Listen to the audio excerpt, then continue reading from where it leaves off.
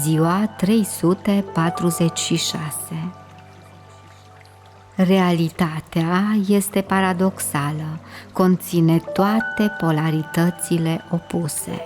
Dacă privești aceste polarități prin perspectiva corectă, nu mai sunt polarități, încep să-ți pară complementare.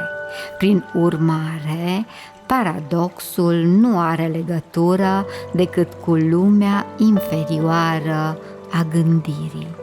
Când atingi culmile non-gândirii, nu mai există paradox. Vezi unitatea polarităților opuse. În cele din urmă, ziua și noaptea se contopesc. Viața și moartea se întâlnesc și se contopesc. Vara și iarna se întâlnesc și se contopesc.